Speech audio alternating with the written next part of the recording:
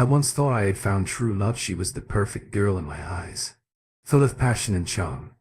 However, as time went on, I realized her heart seemed no longer mine. Her betrayal was like a sharp knife, piercing through my once happy world. What led our love to this tragic end? I humiliated my cheating wife after collecting the evidence and kicked her out to the streets. I met a girl in college while working at a specific office supply chain back in 2011. It started as an innocent crush between the two of us, that eventually evolved into a bit of fooling around both on and off work premises. I knew I liked her and that she liked me, and the chemistry was through the roof between us. I also had my reservations because she was known as the easiest Steph in the whole job and had sexual encounters with 3 of my co-workers. She came onto me strong and I knew she was easy and just wanted to chance with her. But then it developed into more. I had been fairly inexperienced sexually at the time, and she was opening up a whole new world to me and was honestly the first girl to ever be that sexually interested in me. I felt like a king because, for the first Leo in life, I had a girl who didn't just have feelings for me. She wanted to jump my bones all the time and would often stroke my ego about how amazing I was and best lover she's ever had. On top of that, we were best friends, had everything in common and had a bond that neither of us had ever experienced before. It was an incredible start. This went on for a while until I finally made things official with her. We continued to fool around inside of work and things were great until the newness started to slow down. At about the 6-month mark of our relationship, I noticed her sexual energy was kind of off. The dirty talk stopped. The enthusiasm subsided and while her feelings for me were clearly getting stronger, we were saying, "I love you." By then the sexual chemistry died down a bit. I chalked it up to the fact that couples grow out the honeymoon phase and start to settle into a sustainable routine. I was in decent shape at the time, treating her well and doing what would be considered necessary as the foundation of good sex and chemistry. We still had sex when we could, but it just wasn't as magical as it had once been. Due to her declining interest at the time, we weren't living together, and she would often promise me that if we lived together, things would be different. This is where I began to start chasing the dragon, so to speak. I eventually brought up the issue again to her when I noticed things still weren't improving and told her it was important to me and something I felt I needed to not only feel connected with her on a deeper level, but also, as a man, it feels good to know you are wanted and needed by your partner, both physically and emotionally. She said it was nothing and essentially she hadn't noticed the change. She told me things were fine and that she was just growing up. She considered her previous sexual energy as immature and that she isn't the type anymore to be all over a dude like that.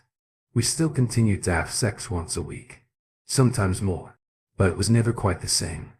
Occasionally, she would revive some of that old enthusiasm on vacations or times where she was particularly horny. In addition to our declining sex life, I started to notice little red flags which were ultimately ignored in the long run, like her not being super generous, not being thoughtful as a partner. She had a habit of taking but not giving, and had no interest in doing anything to strengthen our relationship. She became complacent, lazy, combative, disrespectful, secretive, and generally took me for granted. Her first big blowout was over something I saw on her phone under the Whisper app. The Whisper app is essentially a place where you can make anonymous statements out into the with no consequences, since there is no identifying information. One thing she posted was, "I want to F my professor so badly." Someone replied to her message in a DM and said, "Just do it." She responded with, "I'm trying, huh?" I confronted her about this and almost broke up with her over it, but stupidly decided to forgive her. This started a long trend of finding incriminating evidence in her phone. I should note that she had a rough childhood and had been diagnosed with depression and anxiety. I always took this into consideration, but couldn't excuse bad decision-making and overall being a bad girlfriend just because of the diagnosis, especially since I went above and beyond to give her all the love, support, and literally anything else she needs in hopes of her maybe feeling inspired to reciprocate in her own way. I tried everything, spending more money, more dates, massages, foot rubs, home-cooked meals every night, words of affirmation, vacations, sex toys, DCM, something she mentioned wanting to try and to no avail. She just wasn't digging any of it. Despite all of this, my career was progressing well. My salary was getting bigger and I started to get serious about the future marriage, kids, etc. And I decided, at around 5 years together, to move in. It started out okay and for a moment felt like we were getting into a groove and that our sex lives were improving. She was more helpful around the house. She eventually stopped complimenting me. Only had sex with me if I asked, usually once a week, or when she noticed I was being kind of irritable. We became very stagnant and I was internally miserable, knowing that she essentially brought nothing to the table. Financially, I was the breadwinner and paying for mostly everything didn't work to improve our home life and could care less if I was being satisfied. Despite having all her needs met and having an incredible support system, I kept trying to do my best and one-upping myself when, on self-improvement journeys, tried to communicate more and kept giving. She would say she's trying, but it was always in a way that was the least amount of effort and bare minimum, and would complain that nothing was ever good enough for me. Forgetting to do anything for my birthday, no sex on Valentine's Day. Despite giving her the works, coming home to her being off of work all week in a dirty house, while the first thing she asked me is what's for dinner. I was becoming exhausted with her and felt like a parent, not a partner. She ignored everything as usual and kept chugging along, thinking my life is this way because I'm not good enough. I need to improve in every way so she can finally see that I'm in love and affection and that I'm worth putting effort into. My self-esteem was nothing at this point, and I eventually decided that the only way to fix this and finally get the girl I fell in love with back was to marry her. Insert facepalm. Here I was still holding on to the sporadic moments of affection, the hope of better days and the fact that, if she was everything I needed before, that improving myself in her life can bring her back in 2019. We finally tied the knot and had a beautiful destination wedding in Jamaica, where I told everyone who ever knew us that she's the one and we will be together forever. This is where our relationship started to take a turn for even worse, because our relationship spanned over 10 years. It's hard to put it all here. I will follow up with a part 2 and explain how the cheating started and how everything eventually led to nasty divorce. Sorry for the wall of text. Alright. Malik77 says this story is an absolute train wreck. You start dating a girl because the sex is great. Eventually the sex dies down and she starts being less affectionate. So you move in with her. Then this continues and escalates and you find evidence of her either cheating or at least wanting to cheat. So you marry her at a certain point. I have to start taking the blame off of her. She showed you who she really is. Repeatedly. You just chose not to believe her. OP replies, for sure, man. 6 months later I get it now and obviously see what you mean, young, dumb, insecure and inexperienced. Trust me. I know. After a certain point it was my fault for ignoring red flags and pushing forward. Let's go to part 2 and 3. So after our massive destination wedding and tens of thousands of dollars spent on an elaborate display of love, things didn't immediately decline. They actually improved a little. We spent the next few months in what felt like a mini honeymoon phase, as we enjoyed the new title and presenting ourselves to our friends and loved ones as the couple that it made. It felt like we had a fresh start. And while things weren't perfect, I saw her starting to try a little more. She was slightly more affectionate, a little more enthusiastic during sex, helping around the house and with bills a lot more. She eventually decided she wanted to go back to school so that she could make more money and contribute more. And I agreed to take care of the bills while she used the money from her part-time job to pay for her school. It was at this point that the micro-cheating started to pick back up. The micro-cheating. 2014, before marriage. She posted a comment on a WhatsApp explaining how badly she wanted to F her professor and confessed on set that she was actively trying to do so. I forgave her. 2015, before marriage. A video was sent to a female ex-girlfriend of hers via email of her masturbating. She claimed to have not sent it and that it was a 6-year-old video, despite having been sent the month prior, 2016. Before marriage. I joked around with her one day and said via text, I know what you did. Don't try and lie about it either. I knew she watched one of our Netflix shows without me. She then confessed and said she didn't mean anything by it and nothing happened between them. I was obviously shocked and didn't expect any of that to come out. She was hanging out with and flirting with an old friend from high school who clearly had feelings for her. We'll call him Jacob. She claimed nothing happened. I forgave her. 2017. Before marriage, I saw a message between her and her group chat friends at work saying how her favorite sexual position is writing in our personal life. She would tell me she hated writing and we rarely ever did it in the 10 years we spent together. In 2018, I started noticing that she was a lot more sexually active behind closed doors than she was me, except for the occasional vacation. And even vacations were hit or miss. She started buying sex toys, notice. She was regularly watching porn and masturbating more often the moment I would leave the house. I have no issues with this. However, as you can imagine, I was hoping that somehow that would translate to something in our bedroom. And it never did. Despite my best efforts to create a safe space for us to enjoy sex together. For her, sex with me was a chore, a labor of love, something to pacify me and keep me manipulated. If she wanted her needs met, she would rather handle it herself. Even when I offered to be a student, learn her body more and learn how to please her in the way she needed, she continued to decline my offers and stood her ground, saying, "What you do already is fine. I'm good. I don't need all of that." 2019. For months before the wedding, I noticed her starting to become friendly with co-workers at her new job. This wasn't a problem, but they were a group of your party girls that were dealing with a lot of situationships, according to her stories. With them, I would often rob her off and pick her up from work to make things easier for her. So I eventually got to learn a lot about her co-workers. However, there was a particular gentleman at her job that seemed to have a lot of attention from the ladies at work.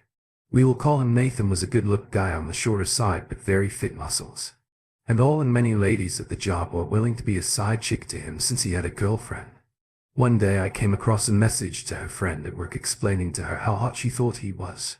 How she's obsessed with his ABS and she thinks that Nathan is going to get her in trouble with her fiancé one day. I confronted her and took the brunt of the blame for invading her privacy. However, the one time every few months that I would snoop through her phone, there was always something incriminating there.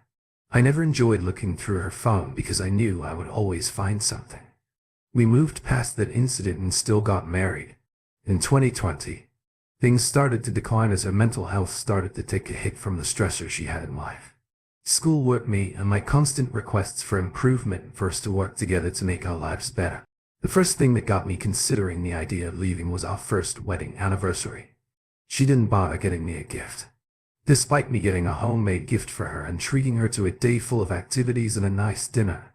That night she apparently decided that my gift was going to be sex and she laid on a bed and with the most begrudging voice ever she said, "Come on.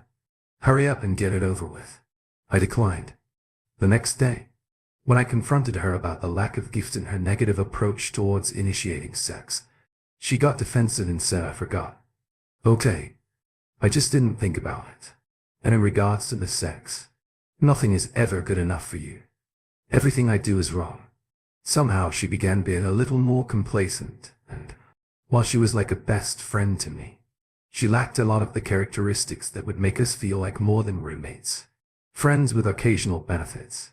At best, we always got along when it came to things unrelated to our relationship. But I always felt like I was getting the bare minimum from her and constantly starving for love, affection, and sex. She used this to her advantage often and would attempt to use sex as an apology or get out of jail free card. Whenever I brought up an issue to her, things chugged along and we continued going through the motions. We were on vacations, activities, adventures, dinners, you name it, and it was still always just a watered down version of the person I really knew her to be. She was my best friend, but I started having trouble seeing a happy future with her. 2021. After marriage, I broke down one day after coming home randomly with my brother catching her masturbating to a picture of Nathan after we hadn't had sex in almost a month. I told her it made me feel unwanted and it hurt to feel like I'm being deprived because you were focusing your sexual energy on him by yourself. She denied it, said it's not like that and that she still needs me and what I have to offer, and attempted to be the best version of herself for me for about a week in order to bring me back in. I fell for it. Not too long after this, her mental health took a turn for the worse and she admitted herself into a psych ward. I came and visited her every day after work for 3 and 2 weeks straight. sat with her in the mandatory therapy sessions, and even brought her favorite foods and snacks when she didn't like the lunch offered that day. I believed if she can overcome her depression and get the correct treatment and therapy, that she would be a better person for me and our relationship would improve as a result. It did not. 2022 after marriage. This is when everything officially went to crap. Noticed that she's spending a lot more time with our friends and partying and having fun. There was also a trend of being really casually dressed when we went out, but being dressed to impress when she went out with her coworkers. She also developed a new habit of posting overly sexual memes and text posts that were vague but still clearly had nothing to do with me. Based on her current sex life, I would question her about it when she would reference things like she loves in the bedroom in these story posts. And I would ask, is that something you enjoy? I can do that for you if you like. And she would just kind of dismiss it, feeling as if I was trying to control what she does on her social media. Not too long after this, I'm cleaning under our bed and I find a massive dildo. And I mean massive. I told her it made me uncomfortable that you were using it based on a lack of sex life, and she claimed that she has never used it before I moved on. But, as you can imagine, it left me with a very weird, insecure feeling that just never sat right with me at this point in my life. My career was going well. I had side hustles and passive income streams set up and it had become a little more consumed with work. However, always set aside entire days and weekends for us to spend together doing something she loved. And I would always spoil her and try to take care of her emotion needs the best I can. I got really into NFTs at the time, and during a week-long NFT convention, I spent a lot of time out that week networking and meeting people from the space. I'm not usually that guy. I'm usually doing something nerdy and really only went out with my wife and my boys occasionally. However, that week I was out late almost every day and let her know ahead of time that this was going to be the case and that it would only be temporary, even going as far as to invite her to all of the events I was able to get her into. One morning I was out late for the Bored APSCH party and was communicating with her the entire time, giving her my timeline.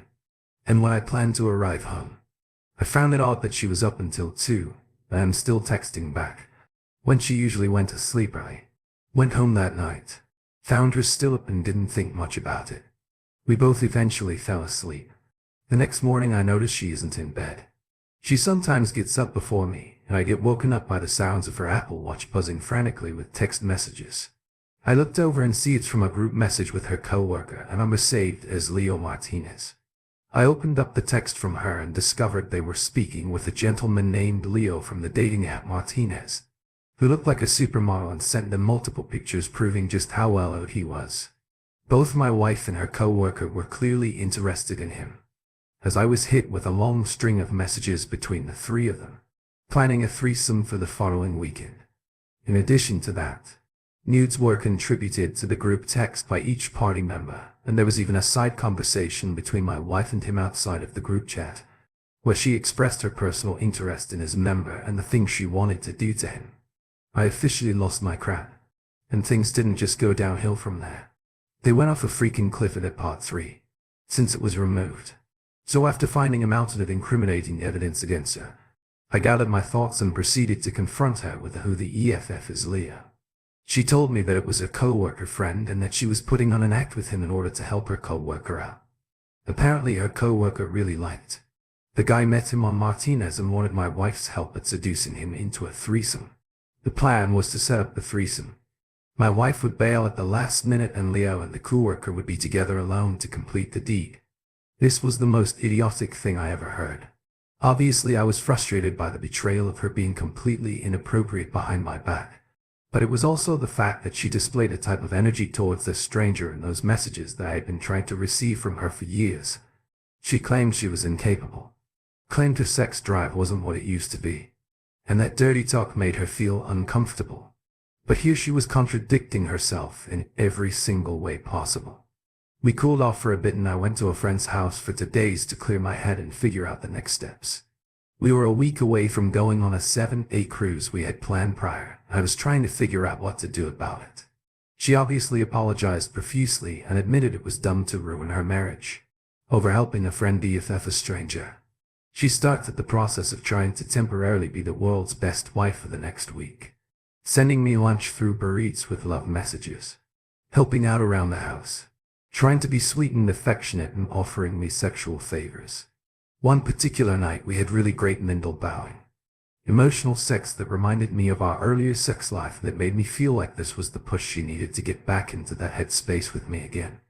If this is what she will be like moving forward, then I could possibly move past things and start rebuilding trust again. So I forgave her and tried to move forward, even deciding to take her on the cruise with me. The cruise went all right for the first few days, as I tried to keep my mind off things and enjoy the new effort she was putting in and the person she was trying to be for me. But it kept eating me up inside. Eventually, about 4 days in, I cracked and looked through her phone again to see if there was any evidence I was missing out on. To be honest, I didn't really find much other than a conversation with said coworker vaguely commenting on the issues of our relationship, based on a conversation they must have had prior. Apparently, she felt that there were issues and problems in the relationship leading to this, that she felt comfortable telling her friends and coworkers, but never to me. Even when we sat time aside for weekly communication sessions. We argued about it and she broke down crying and stayed in the cabin for the rest of the day, frustrated that I will never get over this and nothing she does will ever be good enough to fix it. The rest of the cruise was quiet and awkward as we tried to make the best of the situation, but the vibe just wasn't the same.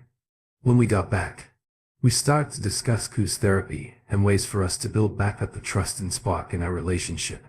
She agreed and I started looking up therapists and asking for her to do the same.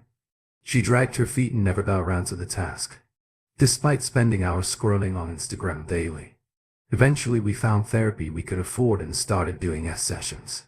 But it was pointless, since she put zero thought or effort into any of it and treated it all like a chore. Eventually I snapped one day during our session, frustrated that she wasn't taking it seriously. Frustrated that she didn't even help source the therapy for the problem she created, and even decided to post a funny meme that day about being in a threesome and not knowing what to do. Great meme. Really funny. Just a little too close to home. At this point she was all out of effort and completely complacent and devoid of all giving a crap. She began doubling down on the partying and hanging out. Began hanging out and talking to Nathan more, spending a lot more time portraying herself as a promiscuous woman on social media and denying a lot of my sexual advances. I stopped planning trips with her or anything for the future because of how weird and uncertain things were. We spent a few months in a weird twilight space where we just went with the flow as roommates, not working on the issues at hand and trying to ignore the dying relationship. It was at this point I started noticing her and Nathan getting closer. She'd always mentioned that he was a cool dude and they had similar interests: smoking, weed, gaming, anime, etc. I understood why they were cool, and she would say things like, "He's short, he has a girlfriend, we're just friends, nothing more," and I would accept it, since I didn't have proof otherwise. I continued to snoop through her phone and didn't find anything incriminating other than walking to the train together after work and smoking weed on their lunch breaks. I told her, based on recent finding, that alone time with him makes me uncomfortable and I prefer, if you not, hang out with him alone outside of work. She agreed and assured me it would stop. A month later I asked if she's still hanging out with him, despite the picture being sent from him to her of her walking down the street. I don't know the reference behind this picture and she claimed not to know why he sent it either. She assured me nothing was going on and sent me a screenshot of her text messages with him, which were few and far between over the course of the last few months, essentially saying that they barely communicate. One Sunday morning she had plans for brunch with her friends and she was dressed stunning. Of course I had already felt like she put more effort into and going out with friends than with me. But I saw she was happy and excited for the day and I tried to just internalize it. She noticed I was a little off and asked me, "What's going on with you? Seem upset about something." I told her how I felt and she proceeded to cry, saying I always have to find a way to ruin her fun and put her down. "It's like you see me being happy about it. Go have fun and try to take it away from me before I go." That was never the case for me and I explained that to her, but it fell on deaf ears and she just left upset. She ignored my texts and calls the rest of the day as I tried to gauge when she was coming back home. My cousin was admitted to the hospital the day before I wanted to use the car to see her. She never responded. I ended up falling asleep, waiting for her to come home around midnight only to wake up When she drunkenly stumbles into bed and passes out with all her clothes on from the night before. She refuses to answer any of my questions and falls asleep. Me being upset and unable to sleep, I went into the living room to sleep. I noticed something fall out of her jacket pocket and saw it was a throat spray she had apparently purchased that night. It was still in the packaging and she keeps all of her receipts. I never brought it up to her as I didn't know how to. In the morning I asked her what happened that night and she said she got really drunk and was upset with me and wanted her space. She also told me that she decided to do coke that night for the first time. Neither of us had ever tried it because her friend really wanted some and she tried to bump off a random dealer in the middle of the pot to test it before purchasing. I freaked out and told her it was idiotic and irresponsible and she could have died. But she brushed it off and told me I'm always mad about something. 2 days later on Yom Kippur, I went to work to see most people had decided to work from home that day. I wasn't aware that the holiday was that day and thought it back to earlier in the morning. My wife was getting ready for school as I was getting ready for work and was prepared to head into class. After realizing that she went to a public college and shouldn't have class that day, I called her to find out where she was. She never answered and instead texted me telling me she found out there was no class when she got there and was headed back home. It was around 12 p.m. I told her to call me ASAP. She took 2 hours to do so, saying she was on the train. I didn't feel comfortable about it and later at home asked her to promise me she was telling the truth. I noticed that night in her phone that her coworker had texted her, "How did it go?" To which she called her and spoke with her for 20 minutes. The following morning I noticed her drawer was open and I saw something familiar, the deep throat spray and what I thought was the associated receipt. However, this time the throat spray was not in its original packaging and had clearly been used. The receipt next to it was actually for a McDonald's drive-thru order, nowhere near our apartment or her school. Around the time she said she was on the train, I confronted her and she assured me it wasn't her receipt and that she just tested out the spray. She also tried to convince me that she bought it for me and her to use, despite never telling me this and purchasing it. On a night where she claimed to be mad at me, I asked her about what her coworker meant about. How did it go? How did what go and what did you guys talk about if there was no school that day? She dismissed it as her and her coworker just catching up. A month later, I found myself going through the phone records online, trying to locate a number I had called in the past for tax help and realized that I was able to see who texts me and who I have texted. Going back months prior, I couldn't see the content of the texts, but I was able to see who sent what, to who and when. Instantly I decided to look under her phone records. Since I was the primary account holder, I noticed that she had been texting a certain number back and forth for months. I go to her phone to try to locate the contact and lo and behold, it's Nathan. Thousands of messages between them over the course of 3 months, none of which were reflected in the empty screenshot of her messages with him. Meaning she must have been deleting everything as she goes. I was furious and confronted her prior to this. She told me she had no one to talk to about her problems and her world was falling apart because she had no support system, like I did with my friends, despite how close she had seemed to get to her coworkers.